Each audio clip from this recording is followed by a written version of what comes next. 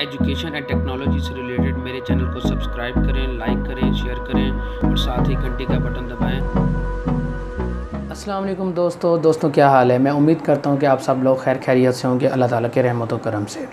दोस्तों जैसा कि आप सब लोगों को पता है कि रमज़ान शरीफ का महीना चल रहा है और आज अल्लाह के लाख लाख शुक्र से पहला अशरा खैर खैरियत से गुज़र चुका है, क्योंकि पहला जो अशरा था रहमत का अशरा था। अल्लाह ताला ने इस महीने में, अपने बाबरकत महीने में बहुत सी रहमतें इस महीने के अंदर हमारे ऊपर नाजिल कर रहा है और पहले 10 रोज़े गुज़र चुके हैं और अल्लाह के लाख लाख शुक्र से दूसरा अशरा स्टार्ट हो चुका है।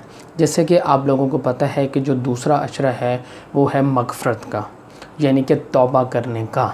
हम लोगों को जितना हो सके अल्लाह ताला के हजूर गिड़गिड़ा कर दुआ मांगनी चाहिए कि या अल्लाह हमारे जितने भी गुनाह हैं इस रमज़ान के महीने के सदक़े से हमारे गुनाहों को माफ़ फरमा और हमें सीधे रास्ते पर चलने की तौफ़ीक दे।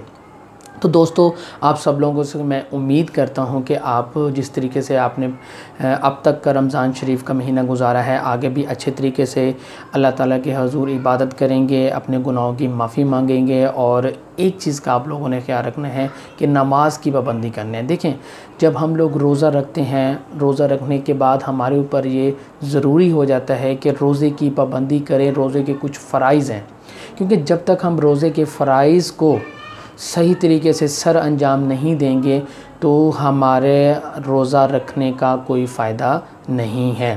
तो रोज़े के जो फ़राइज़ों में सबसे अहम फ़राइज़ ये है कि नमाज वक्त पर अदा करना है। और वैसे भी हम लोगों को पता है कि एज़ ए मुस्लिम रमज़ान के अलावा भी नमाज 5 वक्त की हमारे ऊपर फ़र्ज़ है और क़यामत वाले दिन यानी कि आखिरत में सबसे पहला सवाल भी नमाज का ही पूछा जाएगा।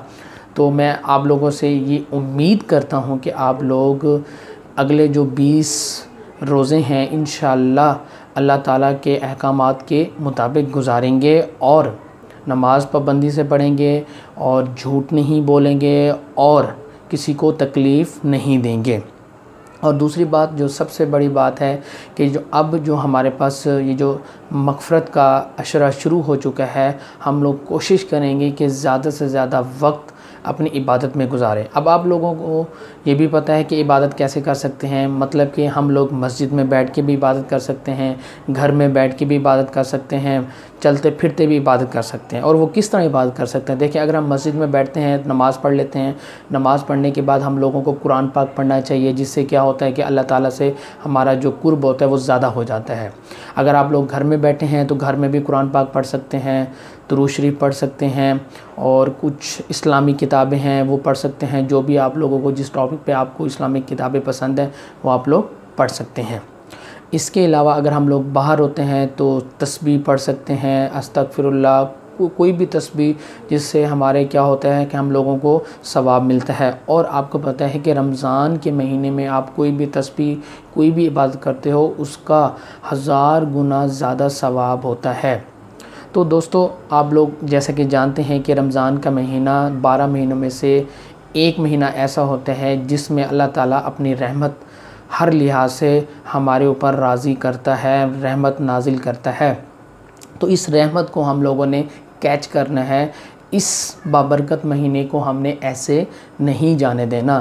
तो दोस्तों आइए आप मेरे साथ इस चीज़ का वादा करें कि हम लोग जो बकाया रमज़ान शरीफ के रोज़े हैं उसमें हम लोग इबादत करेंगे, अल्लाह ताला के हजूर अपने गुनाहों की माफ़ी मांगेंगे। क्योंकि मैं या आप, हम लोग दूध के धुले तो है नहीं, हम लोगों से दिन में कितनी छोटी बड़ी गुनाह हो जाते हैं जो कि हम लोग मजाक में या एहतियात नहीं करते बोलने में, या सम टाइम दूसरों की बुराई करने में हम लोग बड़ा ही हमें मज़ा आ रहा होता है।